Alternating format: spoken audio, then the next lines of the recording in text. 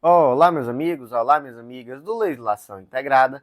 Aqui quem fala é o professor Bruno Valente. Nossa conversa de hoje é sobre o informativo 1220 do STF. Antes de começar aquele convite, se inscreve no nosso canal, seja no Spotify, Deezer, Apple Podcasts ou no YouTube, e ativa o sininho para ficar sabendo sempre que tiver conteúdo. Nos segue também no Instagram, @legislação_integrada, onde todo dia tem novidade. E já deixa aquele like, compartilha com aquele amigo, naquele grupo de WhatsApp ou na sua rede social preferida.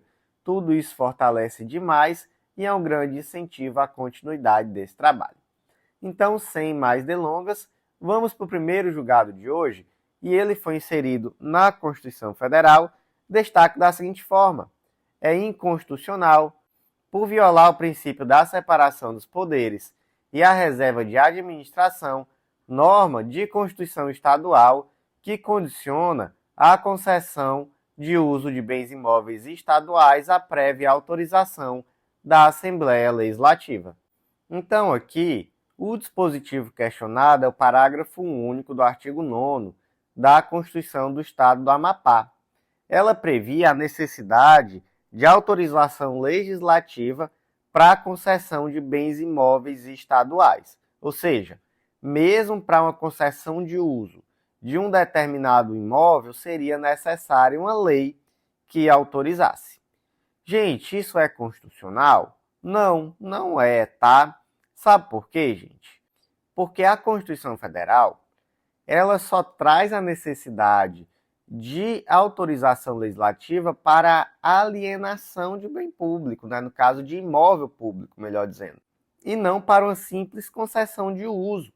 A concessão de uso é um ato típico de gestão administrativa, então você acaba enrijecendo muito o âmbito de atuação do poder público quando você exige lei para um ato simples como esse, que seria uma concessão de uso de um determinado imóvel, de determinado terreno.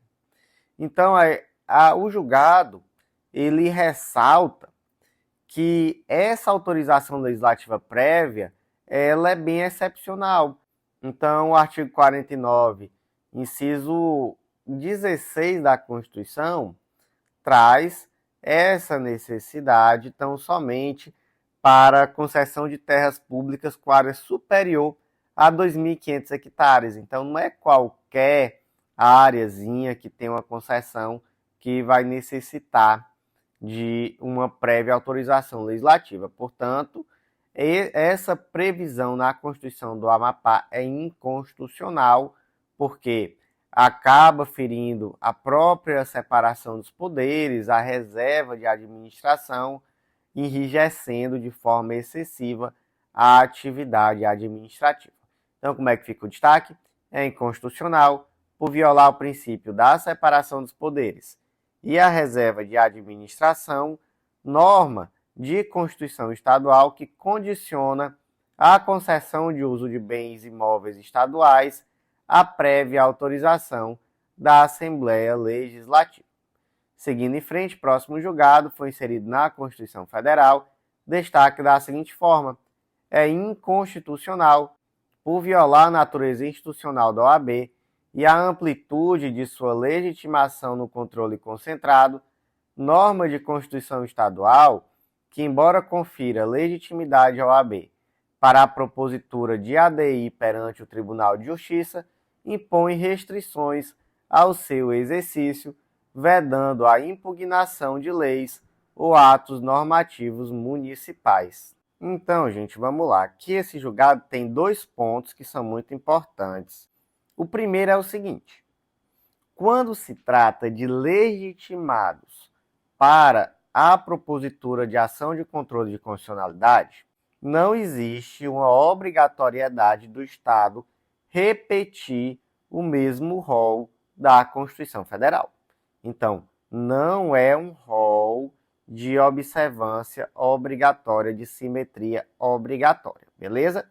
Então, o que é vedado? É vedado tão somente que o Estado traga um único legitimado.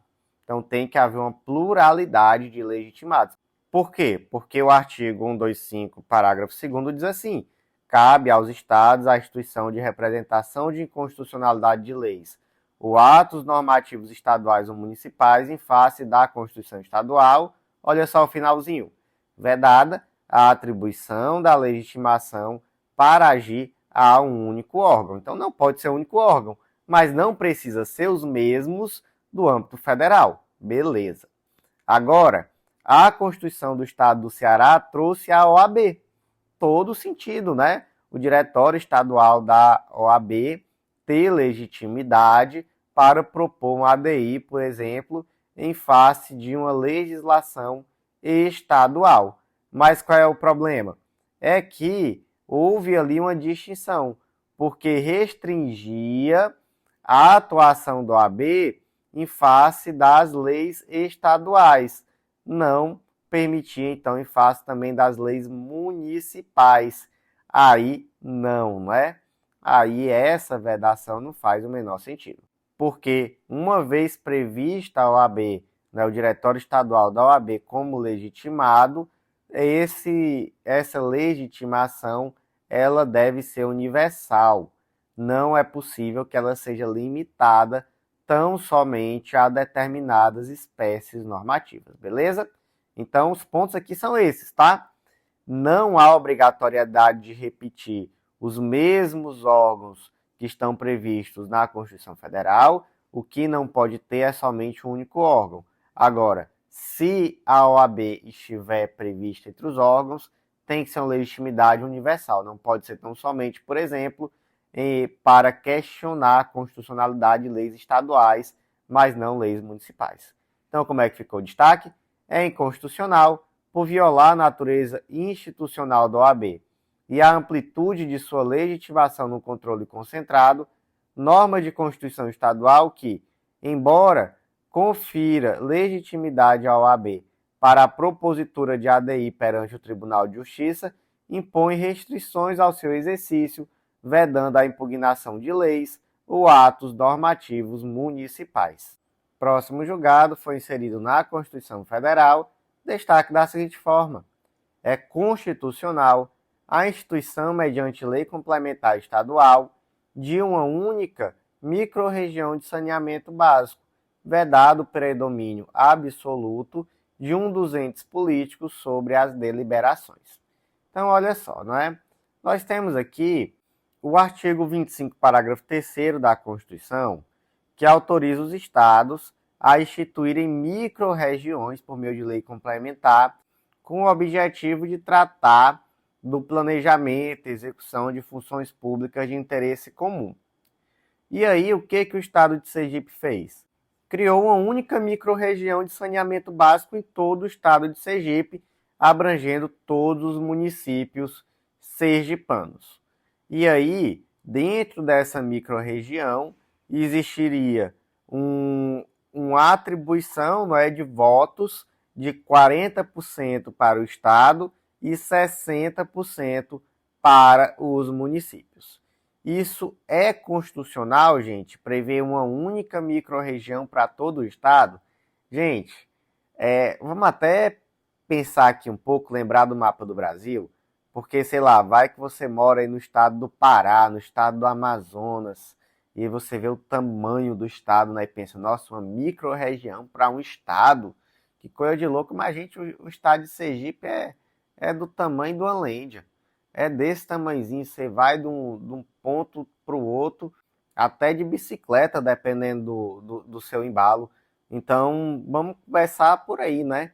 Vamos começar pensando dentro da realidade lá do estado de Sergipe, que é um estado territorialmente bem pequeno, né?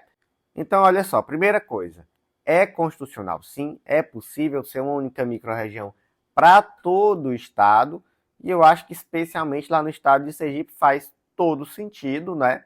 E o único ponto é que não pode haver o predomínio absoluto de um ente político sobre os demais. Então, essa previsão de 40% dos votos para o estado e 60% para os municípios preserva a participação interfederativa. Então, bem interessante, tranquilo, não tem nenhum tipo de problema.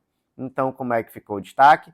É constitucional a instituição, mediante lei complementar estadual, de uma única microrregião de saneamento básico, vedado o predomínio absoluto de um dos entes políticos sobre as deliberações.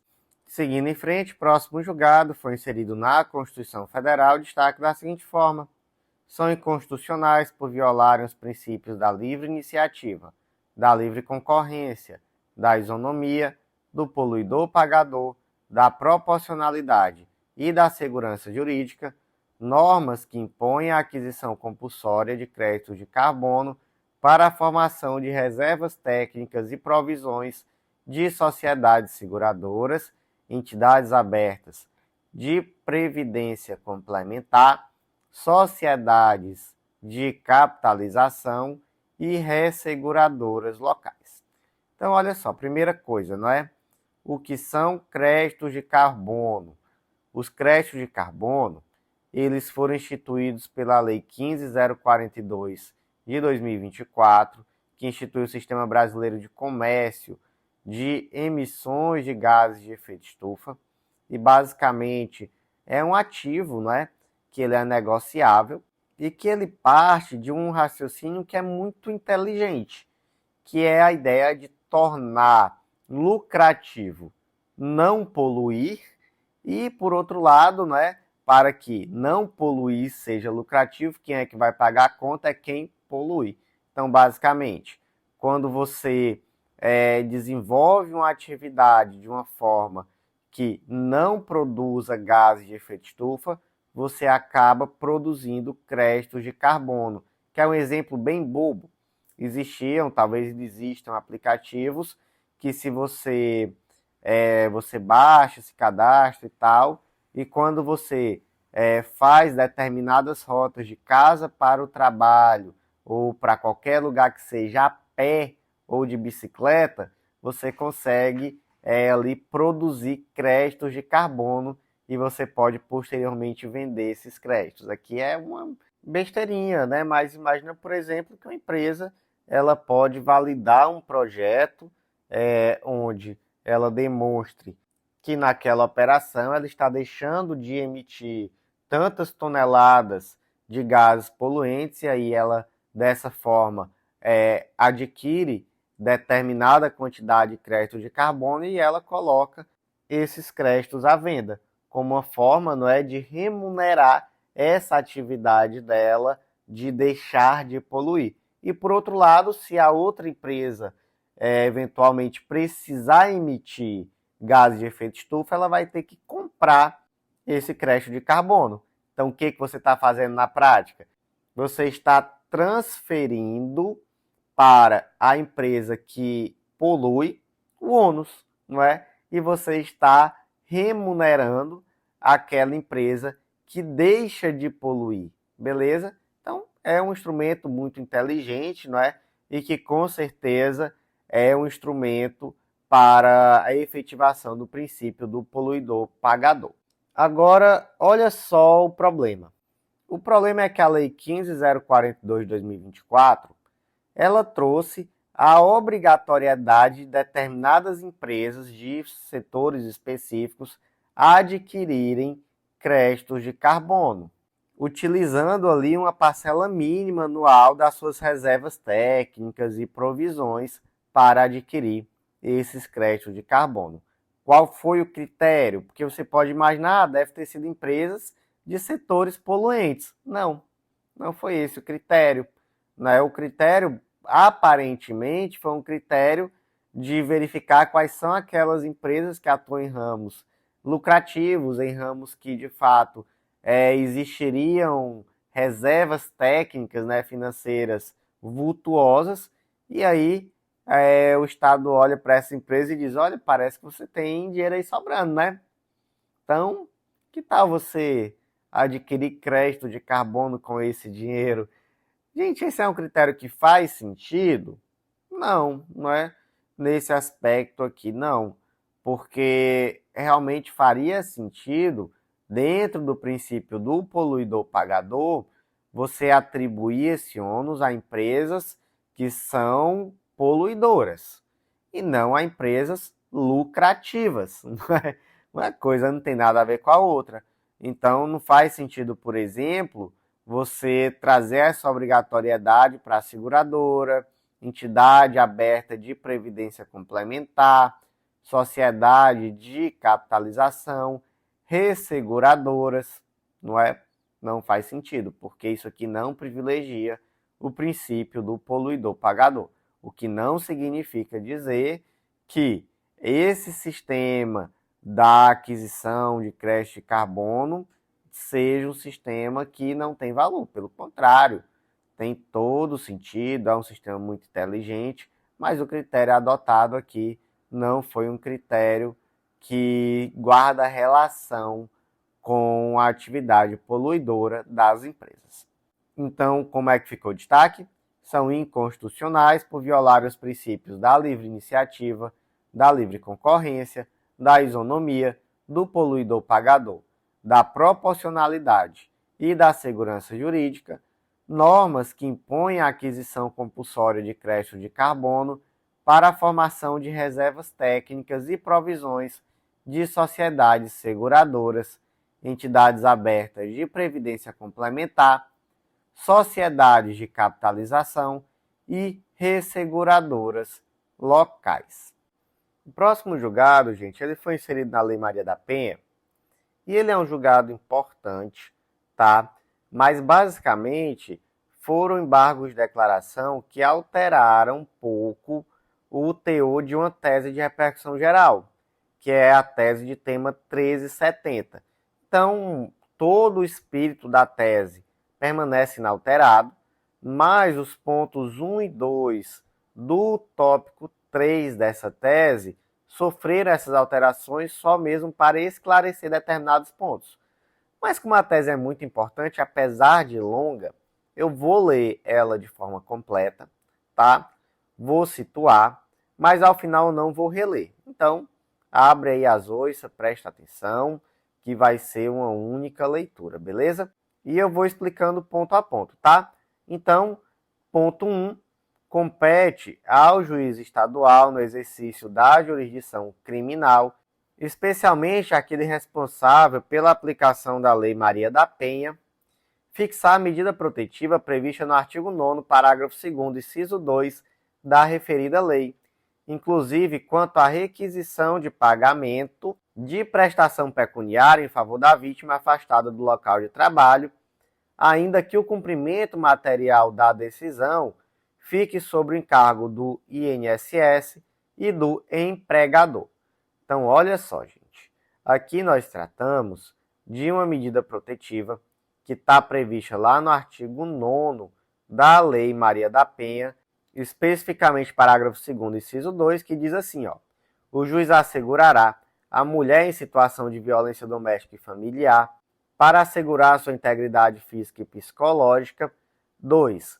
Manutenção do vínculo trabalhista, quando necessário, afastamento do local de trabalho por até 6 meses.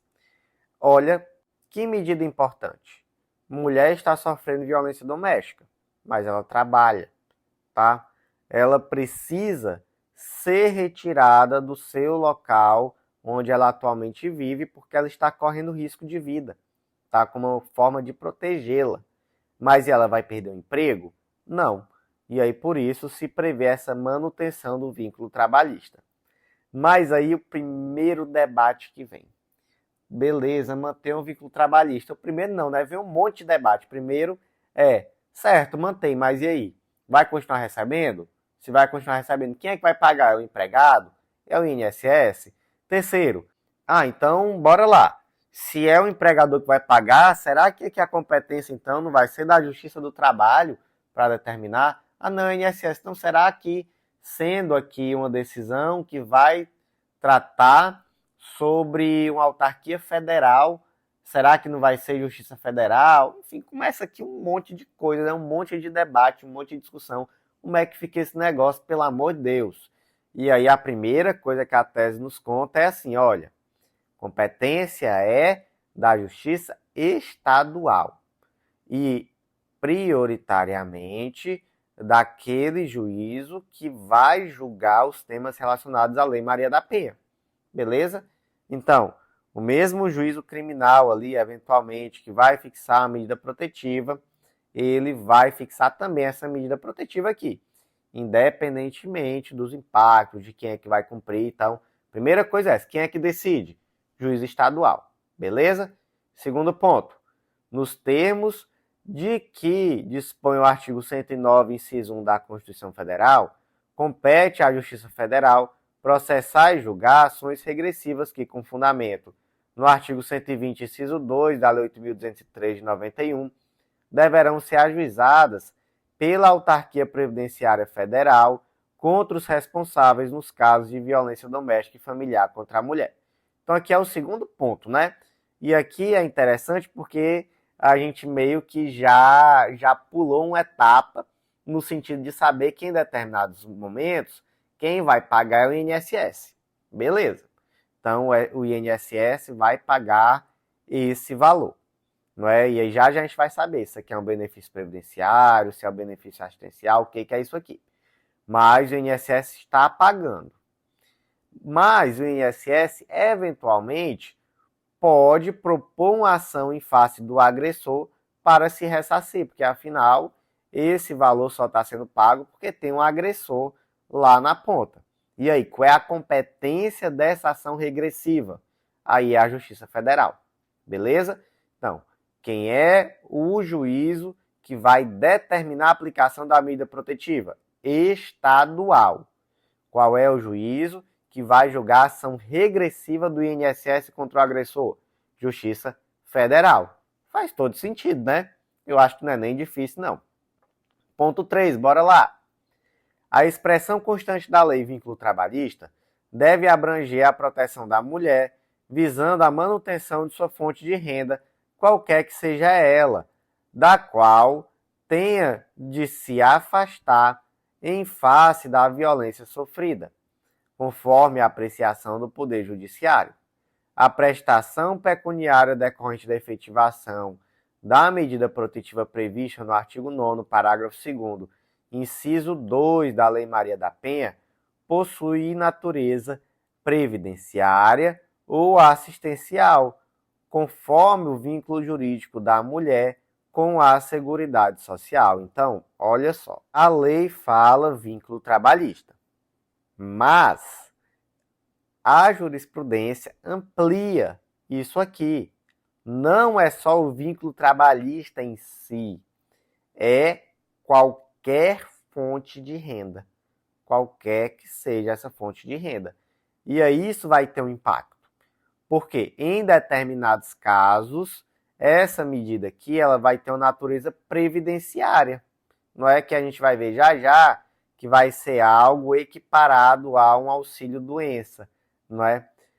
E, por outro lado, dependendo também do caso da mulher, aí vai ter uma natureza assistencial. E até aqui está tudo igual. O que muda agora neste julgado? É o ponto 1 e 2, que vai esclarecer como é que fica a situação quando se tratar de uma natureza previdenciária e como é que fica quando for natureza assistencial. Então, olha só, ponto 1. Quando é que é natureza previdenciária? Quando a mulher for segurada do regime geral de previdência social, aí aqui, ó, tanto faz, como empregada, contribuinte individual, facultativa ou segurado especial. Aí nessa hipótese, em que a remuneração dos primeiros 15 dias será de responsabilidade do empregador, quando houver, e o período subsequente será custeado pelo INSS, independentemente do período de carência, não incidindo contribuição previdenciária sobre a referida prestação.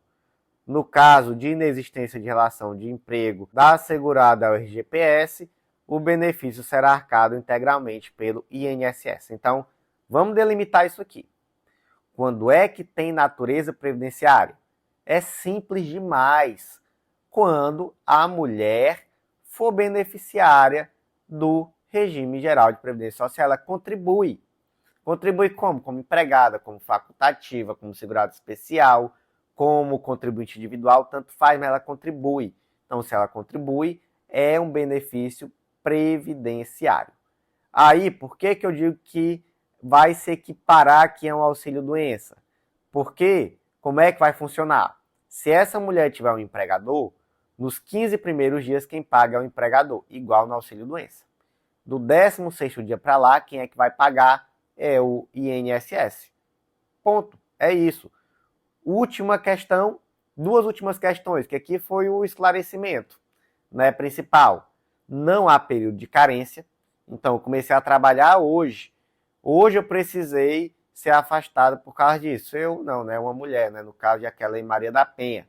Hoje essa mulher precisou ser afastada. E aí? Não tem período de carência. Segundo ponto, durante esse período não se paga contribuição previdenciária. E esse período, né, mais um esclarecimento aqui também, ele serve para fins de cômputo do tempo de contribuição para todos os efeitos. Belezinha, gente? Belezinha. Então já sabemos quando é que nós temos natureza previdenciária. E a natureza assistencial quando é? Olha só.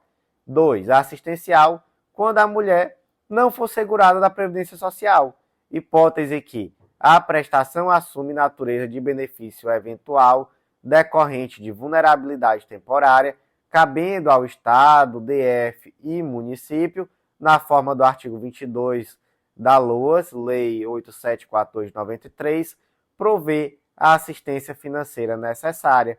Nesse caso, o juízo competente deverá definir o ente subnacional que fará o pagamento e atestar que a mulher, destinatária da medida de afastamento do local de trabalho, não possuirá, em razão de sua implementação, quaisquer meios de prover a própria manutenção.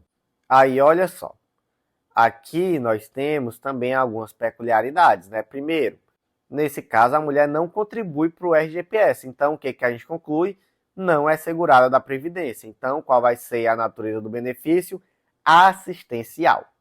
Então, se é um benefício assistencial, ela vai ter que comprovar o quê?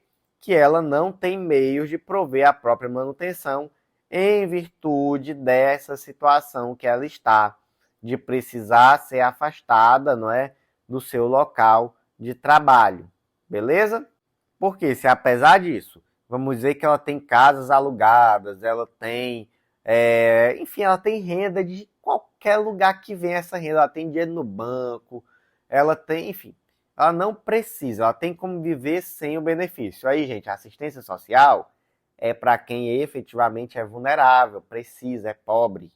Então, se ela não precisa, ela não vai receber. E o precisar aqui, tá, né? O precisar, porque dinheiro todo mundo precisa sempre, né? Mas é necessitar, realmente, tem que ser uma pessoa necessitada. E o outro ponto é que, nesse caso, o juízo deve determinar qual vai ser o ente subnacional que vai ser responsável pela assistência financeira.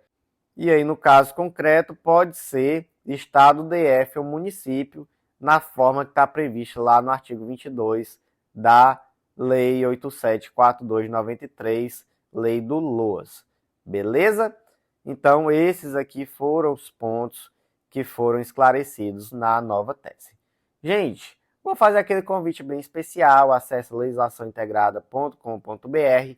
Vem conhecer o Clube da Lei, nosso clube de membros que dá acesso a todos os nossos materiais, a mais de 100 planos de leitura com tudo que você precisa para um estudo completo, atualizado e organizado de lei seca e jurisprudência.